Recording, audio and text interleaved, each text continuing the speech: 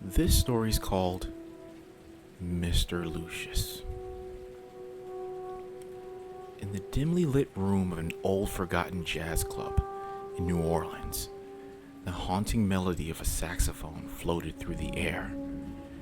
The musician, Samuel Wright, poured his soul into the music, his fingers dancing across the worn keys and his eyes closed in bliss.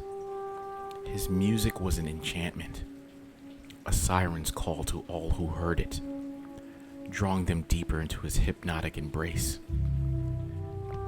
Samuel had always been a gifted jazz musician, known throughout the city for his extraordinary talent. But on one fateful night, as he played a soulful tune to a rapt audience, an enigmatic figure entered the club. Dressed in a tailored black suit and exuding an aura of power, the stranger's presence sent a chill down Samuel's spine. The stranger, who introduced himself as Mr. Lucius, approached Samuel after the performance. His voice was smooth as silk, his eyes like a pool of darkness. He offered Samuel a deal that would change his life forever. "You have a gift, Mr. Wright," Mr. Lucius purred. "A gift that can take you far beyond the mortal realm. I can make you the greatest musician the world has ever known. All I ask for in return is your soul." Samuel hesitated, his heart torn between his love for music and the fear of the unknown. But the promise of fame and recognition was too alluring to resist. He agreed to the deal, sealing his fate with a handshake.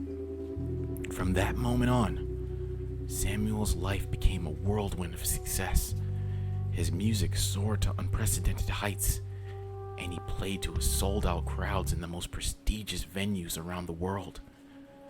But as years passed, he noticed a subtle change within himself. His music, once pure and soulful, began to take on a darker, more haunting quality. One night, after a particularly mesmerizing performance, Samuel found himself alone in his dressing room. He looked at his reflection in the mirror and was startled to see a sinister gleam in his eyes. It was as if a malevolent presence had taken a hold of him, and he no longer had control over his own music. Mr. Lucius began appearing to Samuel in his dreams, a shadowy figure with a devilish grin. He reminded Samuel of their deal and the price he would eventually have to pay. Samuel's soul had become currency for his musical prowess, and Mr. Lucius intended to collect. Haunted by the realization of his impending doom, Samuel sought solace in the quiet streets of New Orleans. He wandered through the city, his saxophone always at his side, playing melancholic tunes that echoed through the cobblestone alleys. But his music now had a sinister undertone, a mournful cry for help. One humid summer night, as Samuel played beneath the eerie glow of gas lamps, a stranger approached him. The man was disheveled, his eyes filled with desperation. He introduced himself as William and claimed to be a former musician who had also made a deal with Mr. Lucius. "He promised me fame and fortune," William whispered, his voice trembling. "But now I'm trapped in purgatory. He's coming for me, Samuel. You must find a way to break the curse before it's too late." Samuel listened to the Williams' tales of torment, his heart heavy with guilt and dread.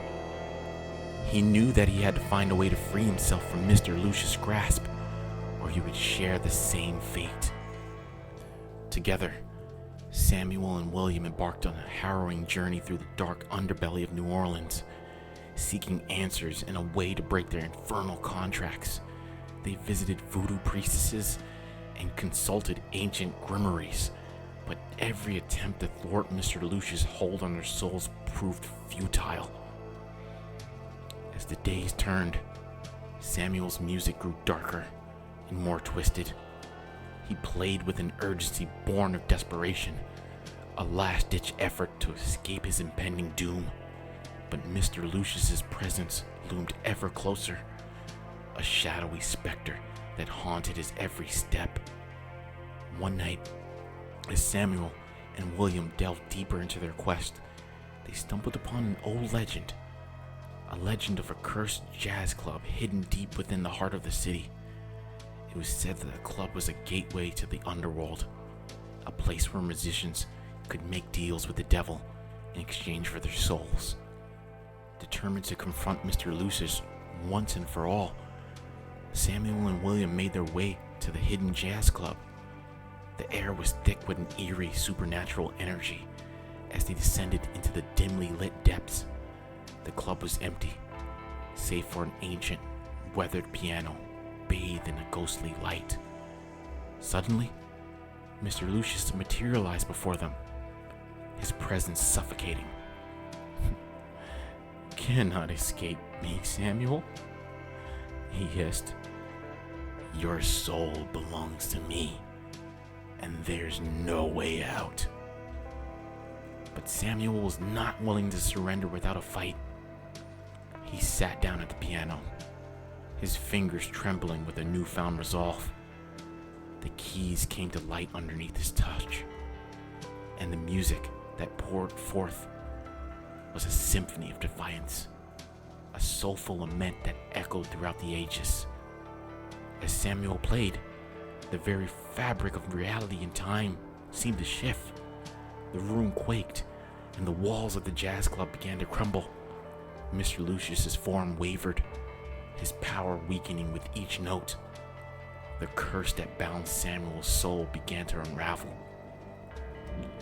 With a final, thunderous crescendo, Samuel played the devil's own melody, a haunting, mournful tune that banished Mr. Lucius back to the depths of hell. The jazz club collapsed around him, but Samuel and William emerged unscathed, their souls finally free. As the first rays of dawn bathed the city in golden light, Samuel stood on the ruins of the jazz club, his saxophone in hand. He had paid a heavy price for his talent, but he had also found redemption in the power of his music. From that day on, Samuel's music was once again pure and soulful, a testament to the triumph of the human spirit over darkness. He played not for fame or fortune, but for the love of his art, and his melodies filled the streets of New Orleans with hope and beauty once more.